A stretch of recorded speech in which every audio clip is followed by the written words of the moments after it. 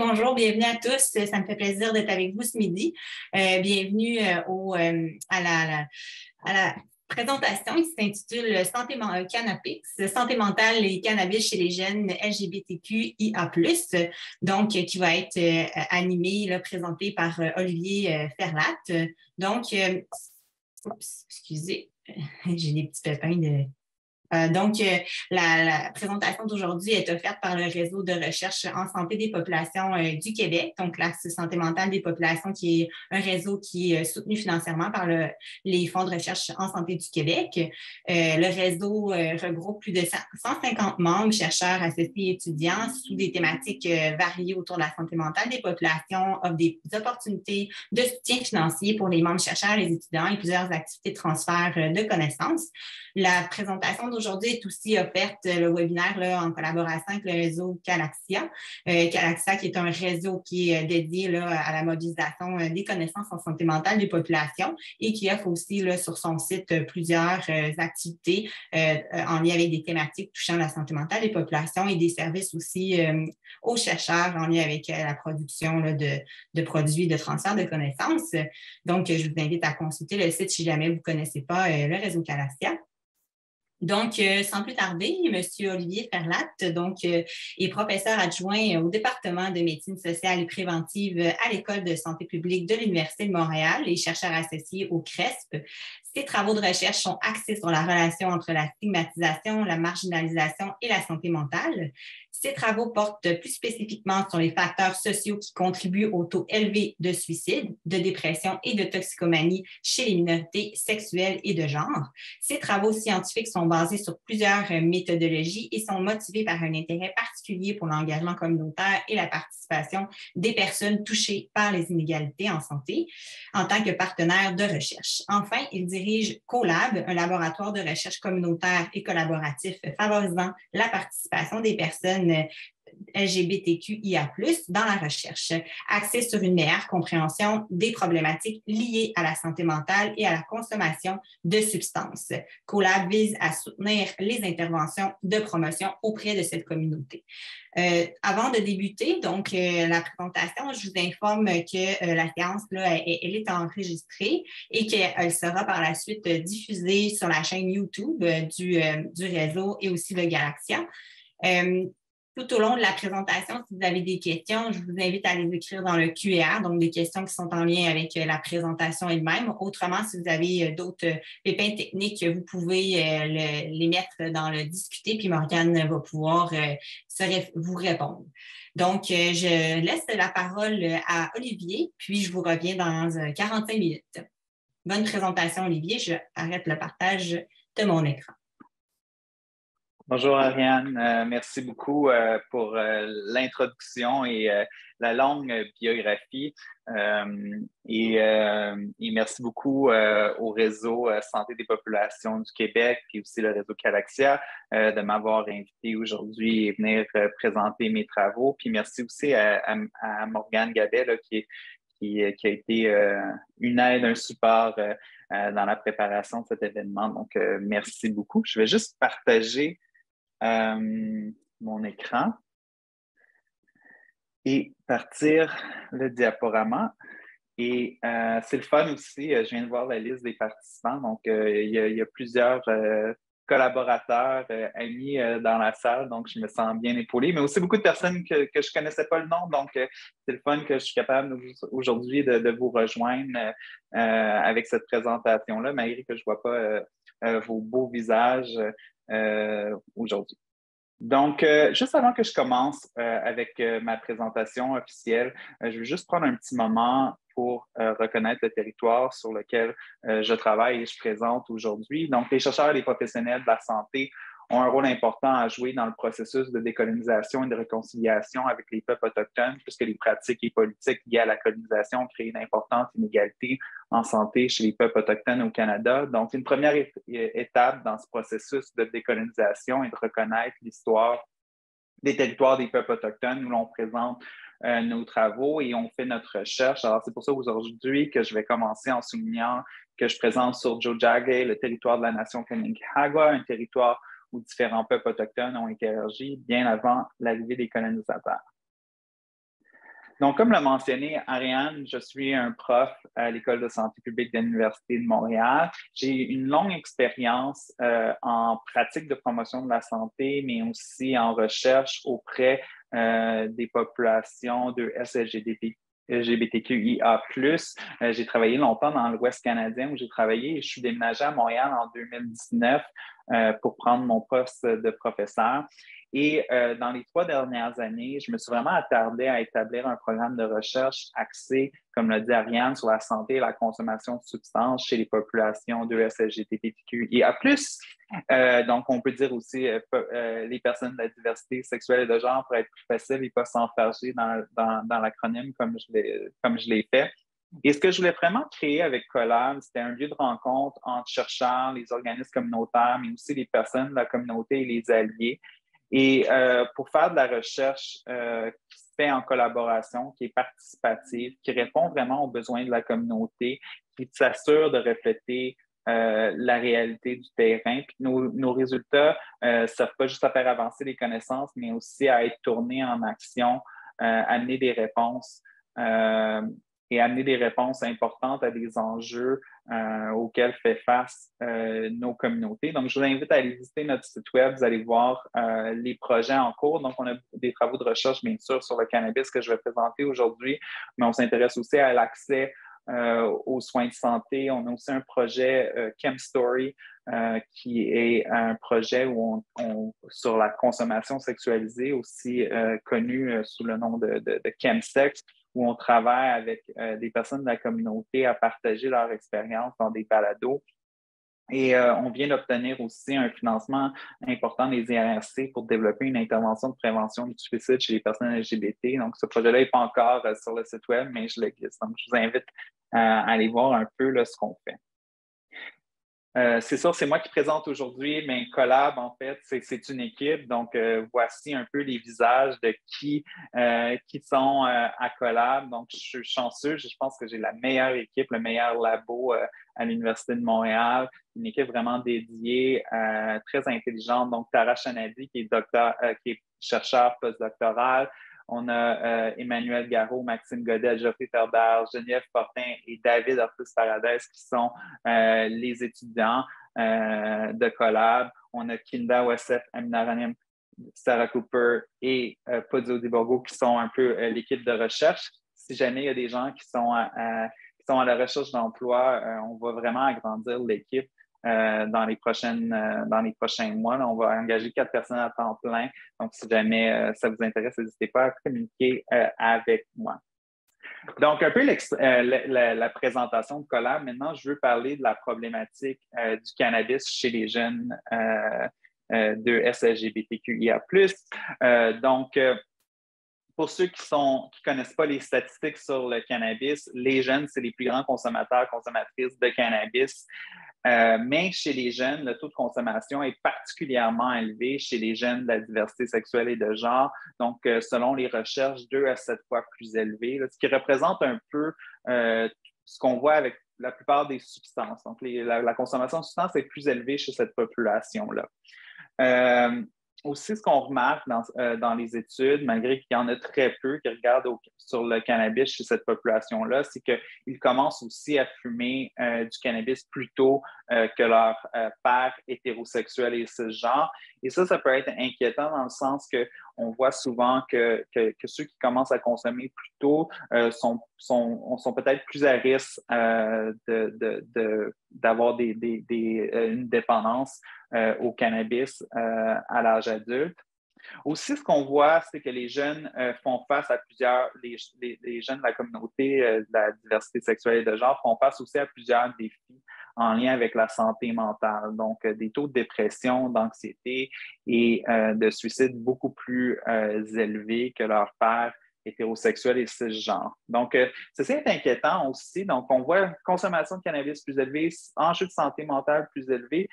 Donc, aussi, c'est inquiétant dans un contexte où il y a une littérature qui démontre que le cannabis peut engendrer plusieurs problèmes psychosociaux. Donc, les jeunes qui consomment du cannabis ont souvent des recherches démontrent qu'ils ont des mauvais résultats scolaires, ils ont des plus risques plus élevés d'avoir des victimes de violences interpersonnelles.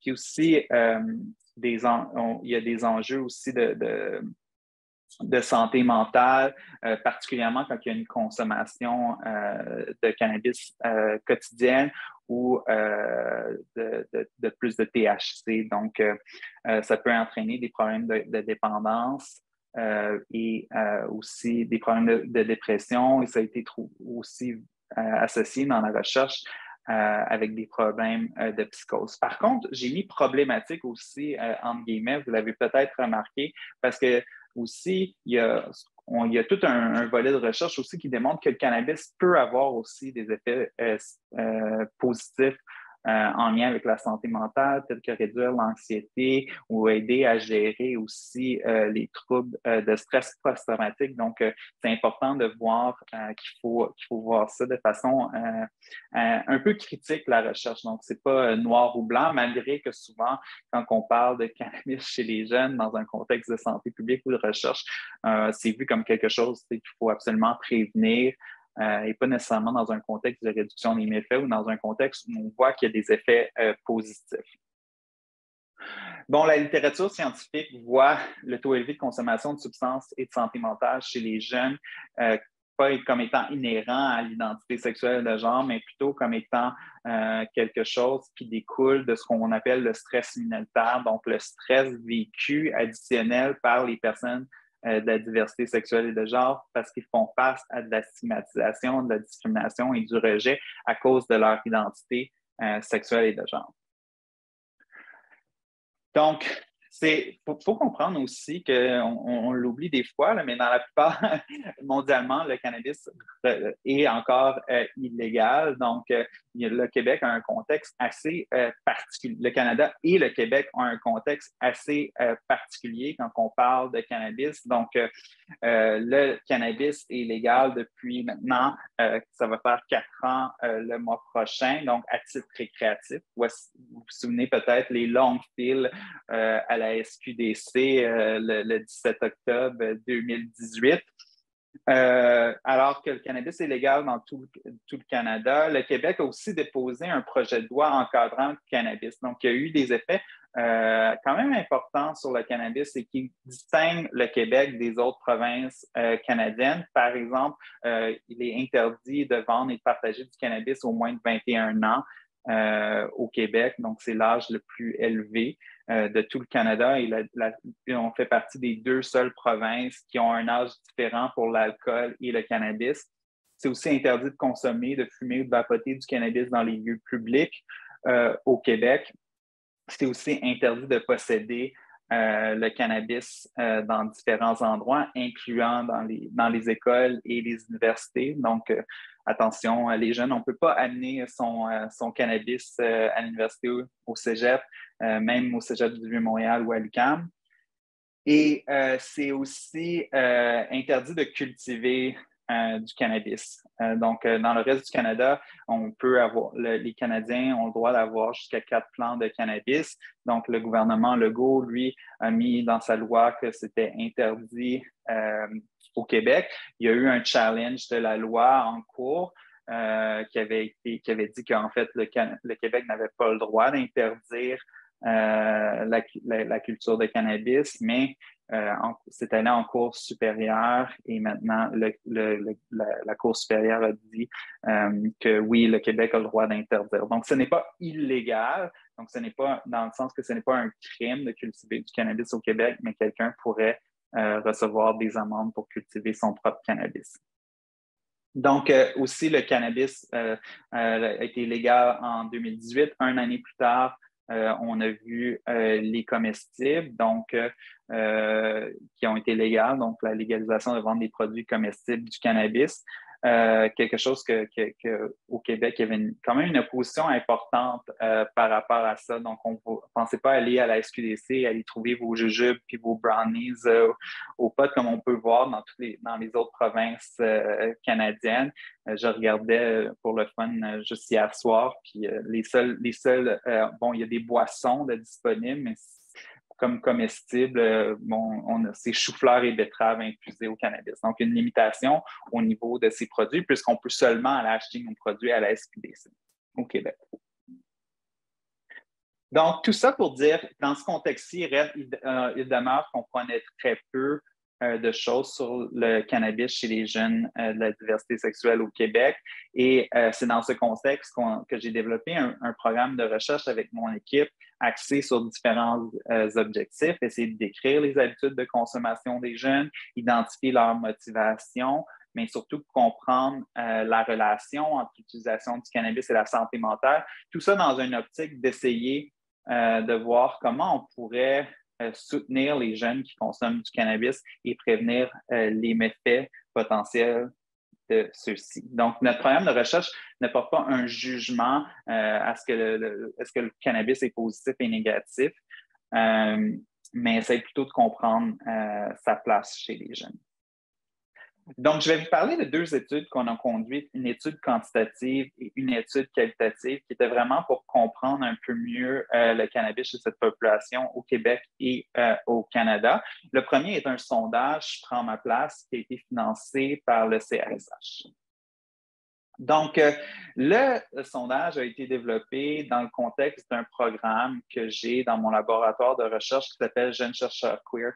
Donc, ce n'est pas un projet de recherche en soi, mais c'est plutôt un programme qui essaie de renforcer les capacités des jeunes de la communauté en recherche. Et on fait ça en intégrant les jeunes dans des vrais projets de recherche. Donc, on leur donne une expérience vraiment concrète de recherche où, dans un projet de recherche, ils participent de A à Z au projet de recherche. Donc, de développer les questions de recherche, de développer les instruments, trouver le nom du sondage, par exemple, faire la promotion et aller faire la promotion du sondage, après ça, même faire l'analyse et faire le transfert des connaissances qu'on est en train de faire avec les jeunes. Dans ce contexte-ci, là, on a développé un sondage. Désolé, il y a une petite coquille là, sur la diapo. Donc, un sondage, Je prends ma place. C'est un sondage anonyme en ligne pour les jeunes de la diversité sexuelle de genre de 15 à 24 ans qui s'est fait au Canada. La collecte de données a eu lieu en décembre 2021 et janvier 2022. Je pense que c'est important de voir ça parce que je pense que ça a teinté beaucoup nos résultats. On était en pleine crise là, du Omicron. Plusieurs thèmes sont importants dans notre sondage qui ont été développés en collaboration avec les jeunes chercheurs, stigmatisation, résilience, santé mentale et le cannabis. Et on a eu 3668 répondants et répondantes qui ont participé au sondage. Donc, aujourd'hui, je vais partager avec vous quelques données sur le cannabis. Donc, ce qu'on a vu, c'est qu'on demandait aux jeunes, avez-vous consommé du cannabis dans les 3 derniers mois? Et 43% des jeunes avaient consommé du cannabis dans les 3 derniers mois dans l'échantillon canadien. C'était un peu moins au Québec. Au Québec, c'était 36%.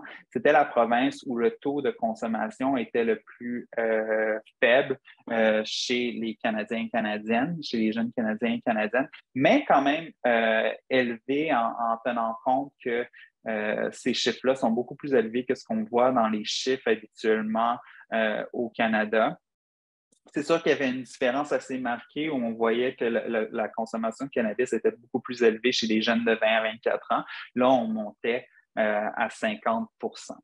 Donc, on demandait aussi c'était quand la fréquence de consommer. Donc, chez les jeunes qui consommaient du cannabis, environ un quart, 23%, disaient consommer une fois par jour ou presque.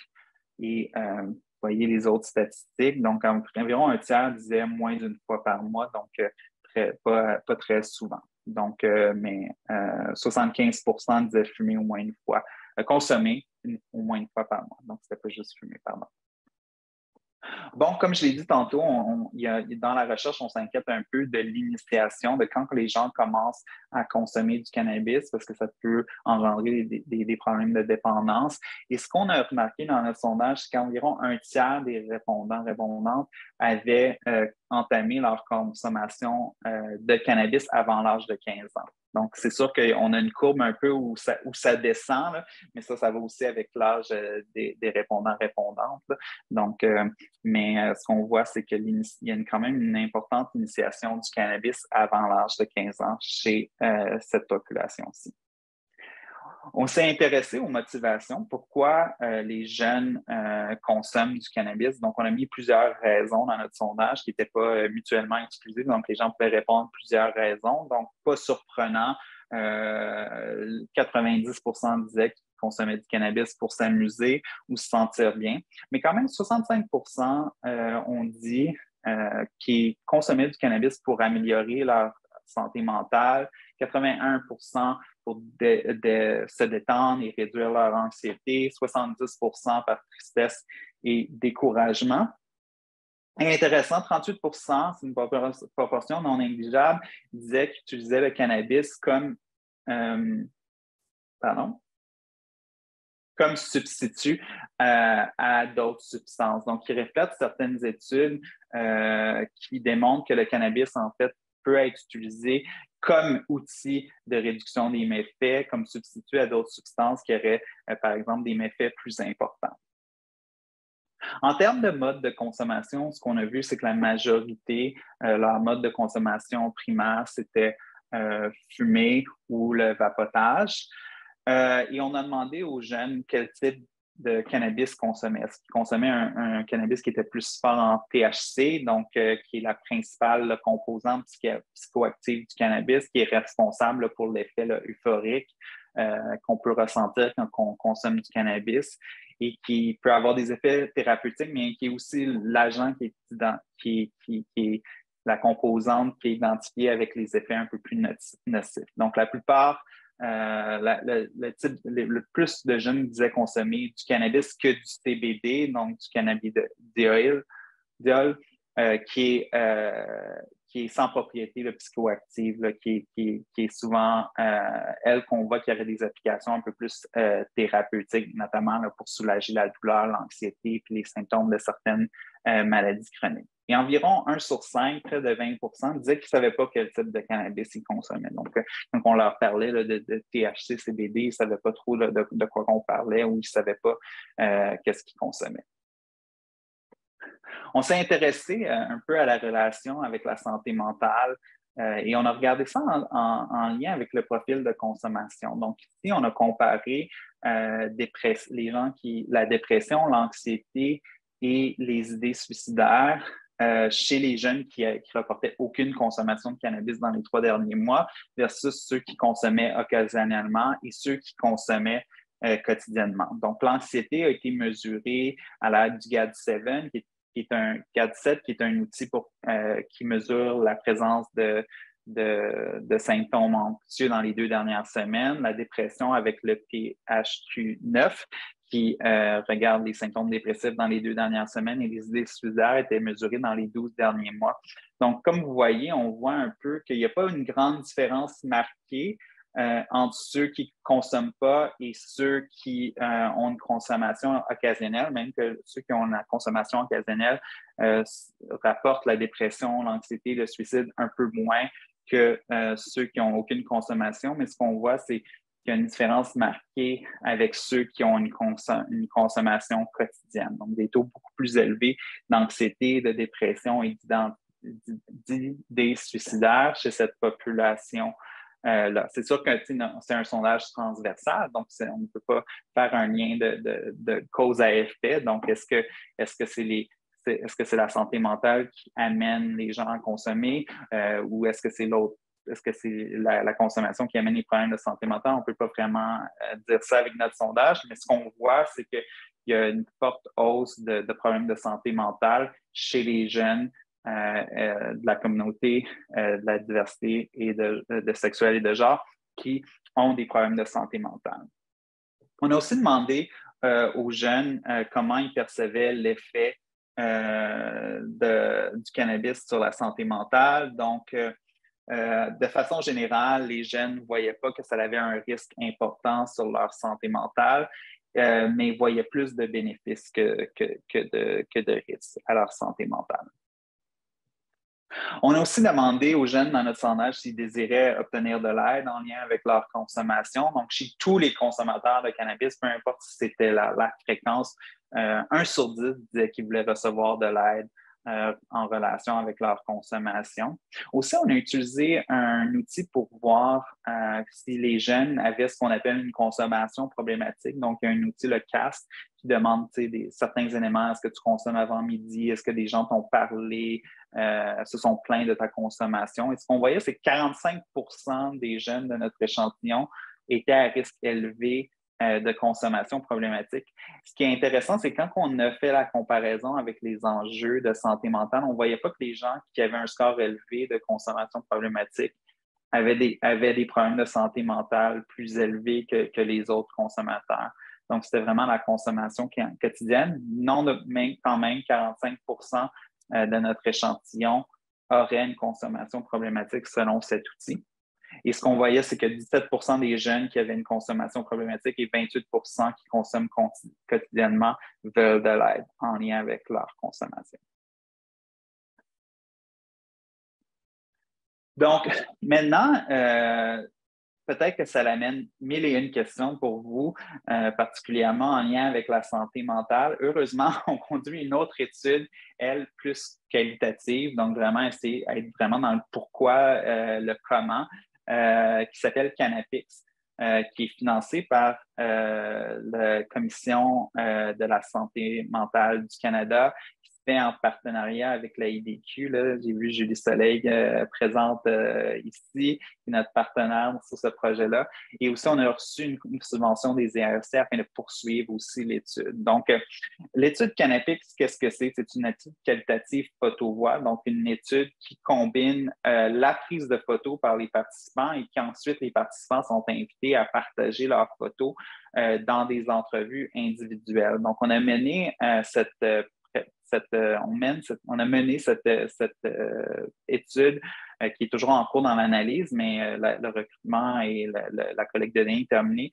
On l'a mené en collaboration avec 3 pairs chercheurs donc, qui ont fait le recrutement, qui ont expliqué la prise de photos aux participants, qui ont fait aussi les entrevues individuelles et qui ont aussi et continuent de participer à l'analyse.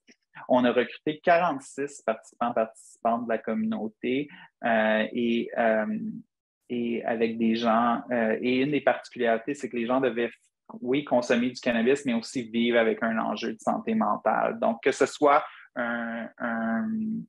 quelque chose qui avait été diagnostiqué par un professionnel de santé ou eux disaient qu'ils vivaient avec un problème de santé mentale. Donc, c'était un peu auto-diagnostiqué. Donc, en sachant qu'il y a toujours des problèmes d'accès à la santé mentale importants, particulièrement pour cette communauté, on ne voulait pas restreindre à des personnes qui avaient juste eu un diagnostic officiel. Donc, pourquoi utiliser le photo-voix si vous n'êtes pas familier avec cette méthode-là? Donc, comme je l'ai dit, l'idée, c'est de procurer une caméra à des participants afin que ceux-ci puissent prendre des photos de leur expérience et de leur perspective sur un sujet. Et j'ai écrit un peu là-dessus, dont un chapitre de livre. Qu'est-ce qui est intéressant avec cette méthodologie-là? C'est que ça permet vraiment ça permet de perturber la relation de pouvoir qui existe en situation de recherche entre les participants et les chercheurs. Puisque le participant détient le contrôle de ce qui est photographié, il ou elle détient aussi le contrôle de ce qui est discuté à travers le projet. À travers les photos, ils peuvent décider quel aspect de leur identité est important en lien avec le sujet, qu'est-ce qui est important pour les autres de connaître. Donc, ça leur donne un niveau de contrôle versus nous arriver comme chercheurs avec notre grille d'entrevue où nous, on a décidé ce serait quoi les sujets qu'on pourrait participer, on voudrait parler avec les participants. Aussi, ça facilite l'étude de sujets controversés, marginalisés, complexes. Moi, je l'ai utilisé précédemment aussi dans le contexte du suicide. Donc, comme les participants et les participantes n'ont pas à partager leur expérience seulement par la parole, ça permet vraiment l'exploration de sujets complexes. Donc, aussi, un des aspects importants, c'est que les photos produites par les participants offrent plusieurs mécanismes de mobilisation des connaissances importants et je reviendrai un peu là-dessus, mais les photos peuvent être partagées de différentes façons afin de promouvoir des changements dans les politiques ou dans les interventions là, de promotion de la santé. Donc, je vais partager aussi des résultats aujourd'hui qui ressortent de notre étude. Donc, pas surprenamment, une des grandes motivations à consommer était pour gérer les enjeux de santé mentale. Donc, je ne dis pas surprenant parce qu'un des critères d'inclusion de notre étude était que les gens vivaient avec des problèmes de santé mentale. Donc, gérer les symptômes de santé mentale était souvent mentionné et en photo et dans les entrevues comme étant une motivation primaire pour consommer du cannabis, telle que cette participante ici, qui a partagé une photo d'elle en train de fumer un joint avec son petit masque sur les yeux dans son lit. Et elle dit « J'ai toujours souffert d'insomnie. J'étais quelqu'un de très anxieuse avec beaucoup d'anxiété de performance. Malgré tout ce que j'ai essayé en termes de stratégie pour mieux dormir, rien ne fonctionnait. Puis j'ai commencé à consommer du cannabis. Je me suis rendu compte que cela m'aidait beaucoup à dormir. Cette photo montre que le cannabis a eu un grand impact positif sur ma santé mentale, dans le sens où le cannabis a vraiment réduit mon anxiété avant d'aller me coucher. Ce qui est intéressant, c'est que plusieurs des participants avaient essayé d'autres stratégies ou on leur avait recommandé d'autres stratégies qui n'avaient pas fonctionné. Donc, ils s'étaient tournés vers le cannabis et quand on y parlait de l'effet, c'était souvent un effet extrêmement positif.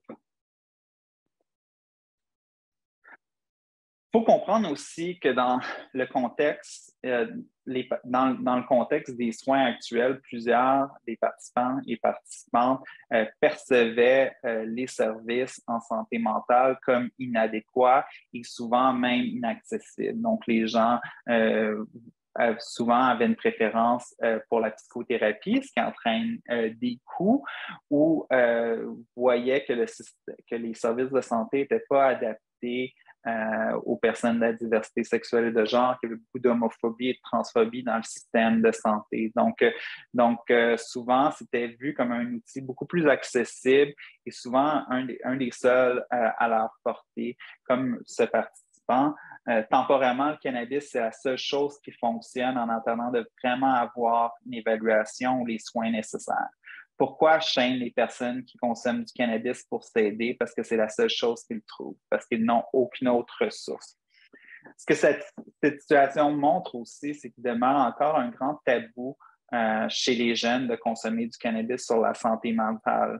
Dans le sens, plusieurs parlaient qui étaient réticents de parler de leur consommation avec leurs proches ou avec les professionnels de la santé parce qu'ils savaient que ça allait être sûrement regardé de façon négative.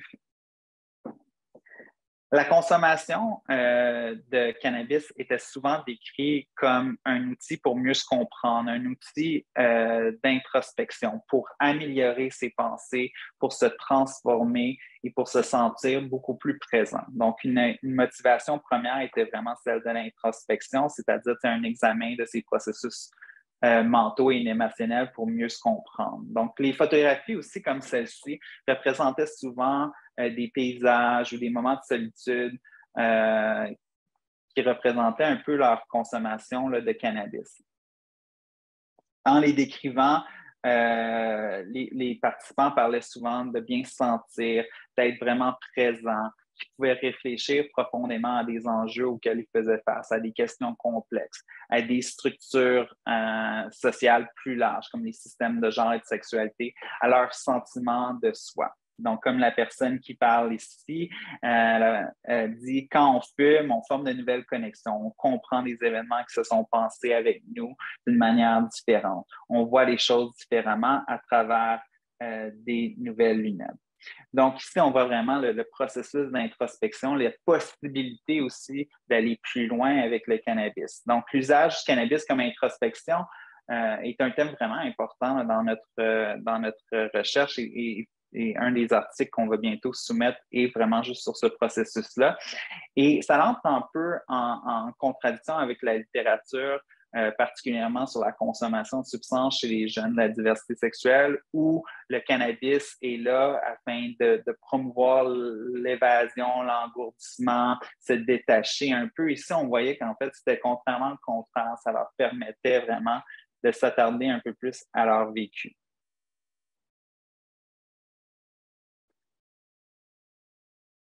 Donc, pour de nombreux participants aussi, le cannabis permettait d'échapper à la censure et aux normes liées au genre, à la sexualité. Donc, c'était un outil qui leur permettait une introspection spécifique au genre et à la sexualité et qui leur permettait là, de naviguer là, les questions relatives à leurs sentiments là, intérieurs d'identité de genre. Mais aussi, le cannabis permettait aussi de transformer leur image extérieure en termes de performativité de genre.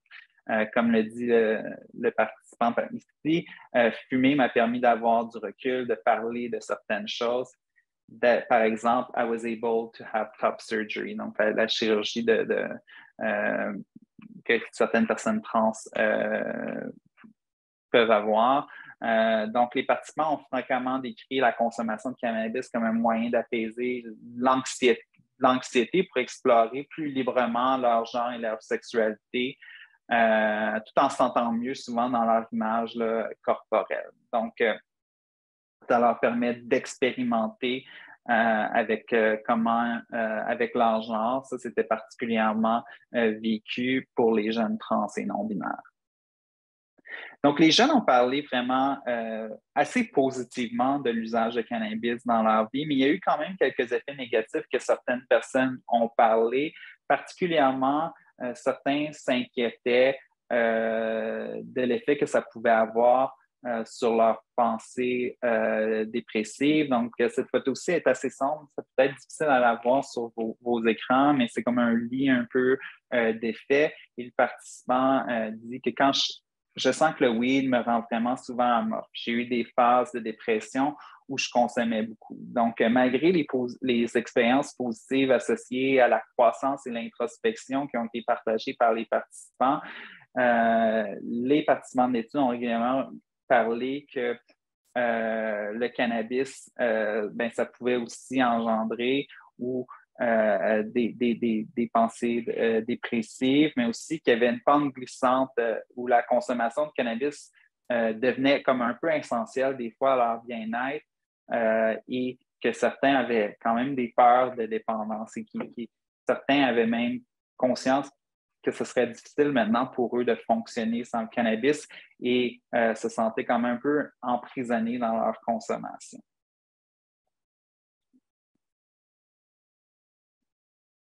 Alors que, comme je l'ai dit, c'est sûr qu'aussi en lien avec l'introspection, les jeunes ont parlé que ça leur permettait d'élargir leur réflexion, facilitait l'exploration de leur identité. Il y en a qui ont quand même parlé que le cannabis pouvait amener à de la confusion dans leurs pensées.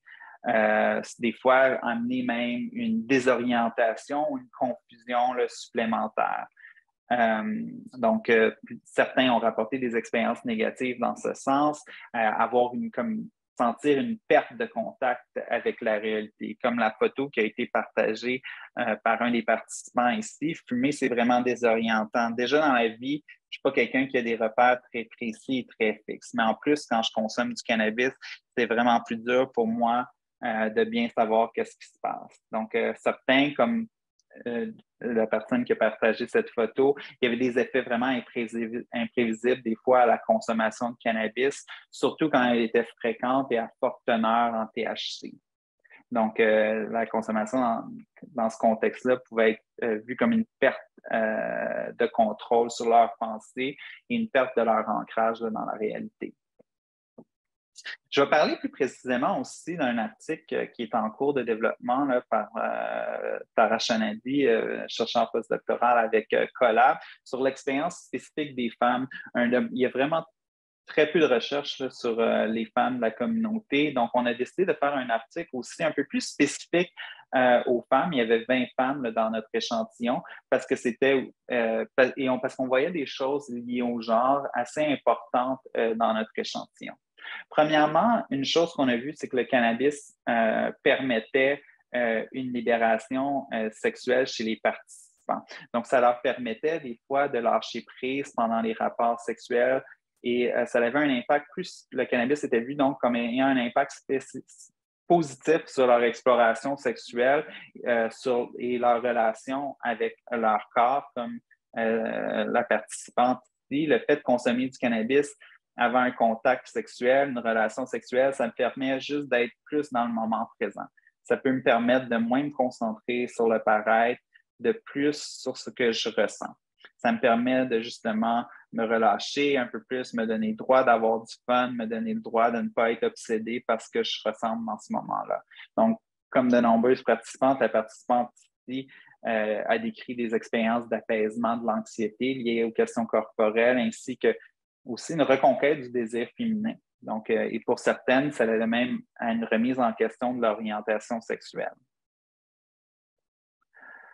Donc, on sait que le risque d'abus sexuel chez les femmes est quand même assez élevé et des fois, à être à l'intersection du genre et de la sexualité peut créer un double stress pour jongler avec les séquelles de la violence et de la discrimination. On sait que les femmes bisexuelles sont particulièrement vulnérables à la violence d'un partenaire intime. Donc, plusieurs participantes dans notre étude ont mentionné des abus sexuels ou des antécédents de violence domestique, conjugale, principalement dans des relations, quand ils étaient dans des relations avec des hommes. Donc, une des participantes a soumis cette photo-ci, puis qu'elle a nommée captive. Au début du confinement, j'étais dans une relation de violence conjugale avec une personne qui consommait beaucoup de cannabis. J'ai commencé à tout le temps fumer et j'ai remarqué que j'avais de la misère avec ma mémoire, ma motivation, ma concentration. C'était aussi une époque où je commençais à me poser beaucoup de questions sur mon identité sexuelle, mais j'étais avec une personne qui ne me permettait pas d'explorer ça. Donc, dans le contexte de cette participante-là, le cannabis était perçu comme un moyen d'adaptation indésirable, mais complètement nécessaire dans sa situation problématique avec son partenaire. Le cannabis était donc utilisé par plusieurs participantes comme celle-ci pour traiter les traumatismes, mais aussi pour faciliter la créativité, puis comme pour reprendre le contrôle un peu là, sur leur situation. Intéressant de voir un thème qui a beaucoup émergé sans qu'on demande de questions là-dessus, dans les photos, mais aussi dans les entrevues chez les femmes, c'était la relation entre la nourriture et le cannabis, qui était souvent vu de façon assez négative. Donc, on n'avait pas posé de questions là-dessus. Ce n'était pas vraiment sur notre radar comme un thème qu'on voulait aborder, mais plusieurs des participants en ont parlé quand on les a interrogés sur les effets physiques du cannabis. Donc, les munchies, la forte envie là, de manger, avait été mentionnée par un grand nombre de participants comme étant un effet vraiment négatif du cannabis qui créait une forte anxiété concernant leur poids et leur image corporelle. Donc, l'augmentation de l'appétit qui peut être amenée par la consommation de cannabis était vue comme une chose assez négative. Donc, nous sommes toujours dans un processus de publication. Là, je vous ai partagé des thèmes aujourd'hui. On est toujours dans un processus de publication. On a un autre article aussi qui est en cours en ce moment où l'analyse est assez bien avancée sur les jeunes immigrants. Donc, on avait quand même un groupe important qui était des jeunes qui avaient déménagé, qui n'avaient pas grandi au Québec, qui étaient déménagés tard dans l'adolescence. Donc, on est en train de faire un article sur comment ils sont en train de naviguer la consommation de cannabis dans un nouveau milieu où les conventions sociales liées au genre sexualité et cannabis sont peut-être différentes du milieu dont ils venaient. Et grâce à un financement des IRC, en ce moment, on est en train de débuter une deuxième ronde d'entrevues avec un sous-échantillon. Donc, on va les suivre sur 3 ans. Donc, pour essayer de comprendre un peu comment leur consommation évolue, puis les motivations, mais aussi en lien toujours avec les effets sur la santé mentale. Donc, ça, c'est en cours. Et aussi, je restais à l'affût parce que, comme je l'ai parlé tantôt, un des aspects vraiment importants de notre méthodologie de recherche, c'est qu'on a énormément de photos. Donc, on a plus de 500 photos là, sur le cannabis et la santé mentale, dont une partie des photos vont être exposées en novembre, donc à la galerie La Petite Porte, qui est dans le village, pour ceux qui sont à Montréal. Donc, on va avoir les photos des participants là, pour être vus. Et on veut, pour essayer de créer un espace où on peut déstigmatiser la consommation de cannabis et la santé mentale chez les jeunes de la diversité, mais aussi créer un milieu d'espace où on peut réfléchir avec les gens de la communauté, mais aussi les professionnels de la santé et les décideurs sur des solutions à ce problème. Ben, pas solution, mais comment on peut mieux supporter les jeunes. Mais vous comprenez ce que je veux dire. Aussi, ce qui est très excitant, c'est qu'on a aussi reçu une subvention en juin pour Cannapix 2.0 pour essayer de comprendre un peu mieux les activités de réduction des méfaits, qu'est-ce que les stratégies de réduction des méfaits chez les jeunes de la communauté. Dans le contexte, on a reçu cette subvention-là ici dans le contexte du programme Action concertée là, sur le cannabis. Puis je voyais tantôt là, plusieurs de mes collaborateurs sur ce projet-ci. Donc, on a remarqué que les jeunes sont quand même très actifs dans la réduction des méfaits dans notre étude, même si ce n'était pas l'objet qu'on étudiait. Donc, on veut aller et voir ça en plus grande profondeur.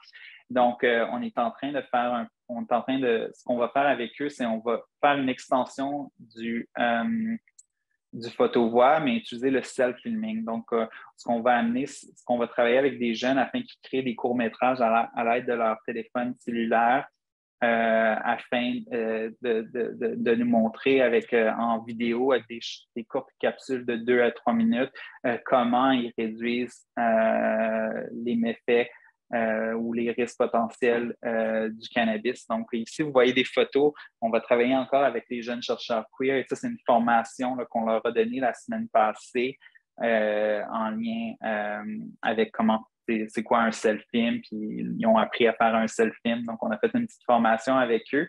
Et aussi, ce qui est très excitant, merci au réseau de recherche de santé des populations du Québec, parce qu'on a reçu un petit coussin là, une petite subvention avec eux afin de piloter la méthodologie.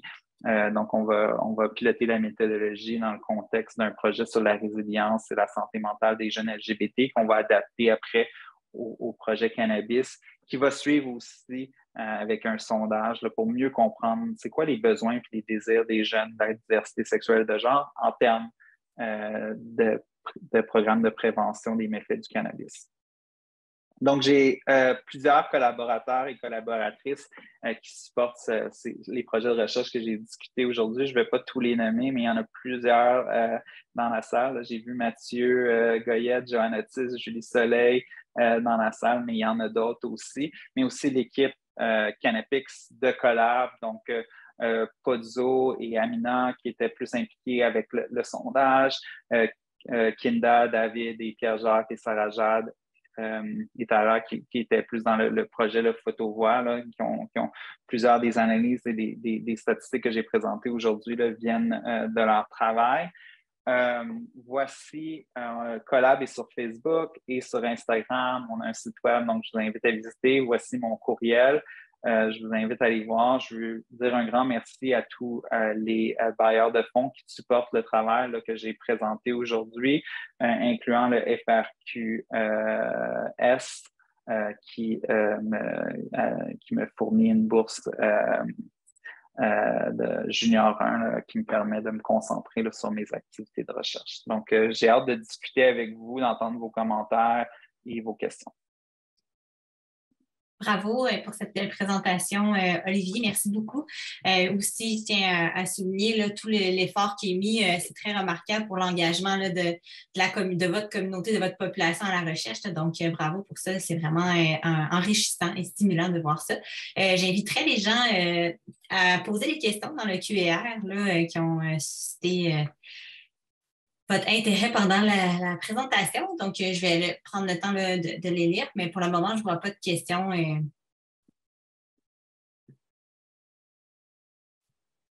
je sais pas, comme il n'y en a pas encore, moi, j'en aurais peut-être une de façon très naïve. Là. C'est en lien avec votre enquête. Est-ce que, parce que peut-être que vous l'aviez nommé, là, fait que pardonnez-moi si c'est le cas, est-ce que vous savez la quantité qui est consommée? Est-ce que c'était nommé? La quantité de cannabis, est-ce que naïvement, je me questionne là-dessus s'il y a une différence ou. Non, c'est ça. On n'a pas nécessairement, on n'avait pas mesuré la quantité là, de cannabis que les gens consommaient. Là. C'est sûr que ça a un impact, ça a un impact aussi important, là, mais on n'avait pas mesuré là, la quantité, malheureusement. Ça pourrait peut-être être intéressant d'être quelque chose à ajouter dans votre taux de volet, là, Mhm.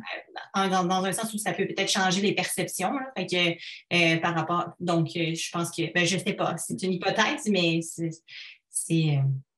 m'est questionné. Je ne sais pas s'il y a des personnes, il n'y a pas d'autres personnes qui ont.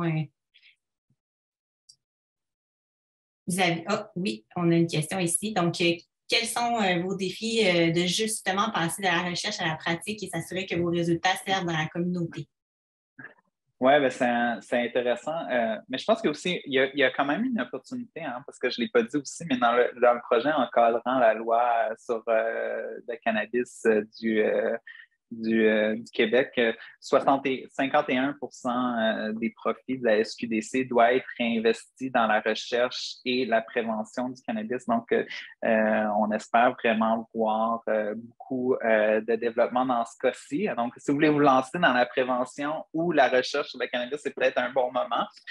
Surtout, je pense que les profits sont assez bons là, pour la SQDC. Mais c'est sûr que ça passe à beaucoup je pense que ça devient. Je pense qu'il reste quand même beaucoup de défis. Je pense que c'est intéressant. Je pense qu'il y a encore beaucoup de stigmatisation en lien avec la consommation de cannabis. Il y a comme un peu un vent de panique quand on parle des jeunes. Il y a beaucoup de stigmatisation. Donc, je pense que l'enjeu, c'est de faire d'aller d'aller quand on parlait avec les jeunes, il y a trois, ils vivent la stigmatisation en lien avec le cannabis, ils vivent la stigmatisation en lien avec la santé mentale. Puis là, il y a la cannabis, c'est une autre chose qui est stigmatisée. Je pense que, encore une fois, donc,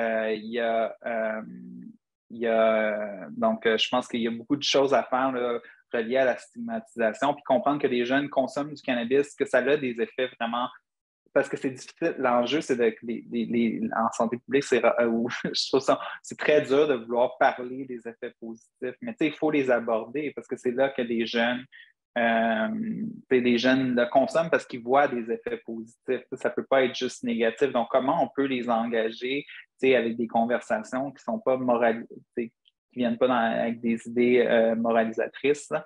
Donc, c'est un peu ça aussi l'idée avec les self-films, en fait, qu'on veut faire, parce que les jeunes vont faire des vidéos qui vont parler de leur réduction des méfaits, mais ce qu'on espère, c'est aussi utiliser ces vidéos-là après, sur TikTok ou d'autres sites web pour voir comment on pourrait partager des messages par et pour les jeunes, parce que je pense qu'il faut inclure les jeunes dans les actions, de la pratique aussi. Donc, je pense que ce serait un peu les enjeux là, que je vois en ce moment. Et le manque d'information, parce qu'en fait, en ce moment, il y a vraiment, vraiment d'engouement. Je vois Kira aussi, qui est ici, qui a aussi un projet de recherche sur le cannabis, donc chez cette population aussi. Mais avant la légalisation, ce n'était pas quelque chose qui avait beaucoup de recherche, particulièrement sur cette communauté aussi. Donc, aussi, on n'a pas des super bonnes données pour, pour informer les interventions. Puis je pense que c'est en train de changer. Il y avait une autre question dans le chat. Donc, vous avez mentionné l'automédication, étant donné l'accès limité à d'autres types de soutien et l'introspection, mais avez-vous trouvé des liens de la consommation avec la communauté queer et trans? Comment se présentait le côté social dans les images et les entrevues? Oui, j'en ai pas parlé aujourd'hui. C'est sûr que aussi, il y avait tout un aspect aussi. Il y a tellement de thèmes dans nos données. J'ai focusé sur quelques-uns, mais aussi, bon, il y avait plusieurs personnes qui avaient parlé justement aussi que le le cannabis, que ça pouvait être utilisé comme outil qui facilitait le rapprochement avec d'autres personnes de la communauté, particulièrement des fois aussi réduire aussi l'anxiété que certaines personnes peuvent avoir là, dans des contextes sociaux. Donc, il y avait aussi là, cet aspect-là qui avait été reporté là, par nos participants. Super, merci. Il n'y a pas d'autres questions? Ah oui, il y en a d'autres, excusez. Oh mon Dieu, je n'ai pas payé bien ici. Bonjour, merci beaucoup pour cette présentation. Concernant l'étude Cannabis, est-ce que chaque photo était expliquée par le participant? Oui, donc... Oui, pour vos résultats, analysez-vous seulement les discours ou aussi les liens des photos entre tous les participants? Si oui, comment les analysez-vous? Oui, donc en fait, c'est ça, les photos, comment les entrevues fonctionnaient, c'est que les jeunes apportaient leurs photos et l'entrevue commençait avec leurs photos. Donc, une à une, leurs photos ils décrivaient les photos, le sens derrière la photo, qu'est-ce qu'ils voulaient exprimer par cette photo-ci. Et là, après ça, on suivait avec des questions, mais souvent, juste avec la description des photos, les gens ont décrit tellement de choses parce que donc, ça amène beaucoup de thèmes, mais aussi les photos peuvent être aussi, nous, on regarde les photos, il y a une façon aussi d'analyser les photos, pas statistiquement, on n'a pas fait d'analyse de combien de fois les gens par exemple, on a beaucoup de photos de joints, là, combien de fois les gens on s'exprime un joint, mais plus. Oups, j'ai perdu un écouteur. Mais regardez un peu, c'est quoi les thèmes exprimés. Par exemple, on voyait beaucoup de paysages, c'est souvent donc, dans quel contexte ces photos-là étaient décrites, c'est souvent pour parler des moments de solitude ou d'introspection. Donc, ce genre de thème-ci qu'on regardait. Là. On l'a fait avec les jeunes chercheurs là, qui participaient justement, qui ont participé au processus de recherche. Il y avait peut-être une temps pour une dernière question à qu'on quitte. Donc, pour l'étape à venir de création de petites capsules vidéo, quelle serait la valeur ajoutée d'utiliser la vidéo versus rester avec la méthode de photo-voix? Mais je pense que on dit une photo vaut 1000 mots, mais je pense qu'une vidéo en vaut 10 000. Là. Donc, je pense que je pense qu'avec les jeunes en ce moment, avec leur TikTok, je pense que c'est comme aussi quelque chose qui a beaucoup d'attrait avec les jeunes, mais je pense aussi que ça permet d'aller beaucoup plus en profondeur qu'une seule photo sur l'exploration. De thématiques complexes. Je pense aussi que peut-être plus les vidéos vont être capables d'être tournées en messages par et pour les jeunes que les photos. Même si les photos, je pense que peuvent être utilisées comme message, il y a quand même une portée limitée. Le self-filming, c'est pas une méthodologie que moi, personnellement, ça va être la première fois que je vais l'utiliser. Là. C'est pour ça qu'on va le piloter un peu, là. Mais j'ai très hâte de voir qu'est-ce qui va ressortir. Mais ça permet d'aller beaucoup plus en profondeur dans certains sujets, de surexposer aussi un peu plus, d'amener la voix des participants, de montrer aussi le contexte. Donc, je pense que ça ajoute plusieurs éléments intéressants qui vont être intéressants à explorer. Mais Thomas, je serais très intéressé de t'en reparler. Super. Merci beaucoup, Olivier, et à tous là, pour d'avoir assisté à la présentation, puis pour la super présentation aussi. Puis juste rappeler que la vidéo puis la présentation PowerPoint va être disponible dans quelques jours là, sur le site du réseau. Donc, merci, puis bonne fin de journée. Merci.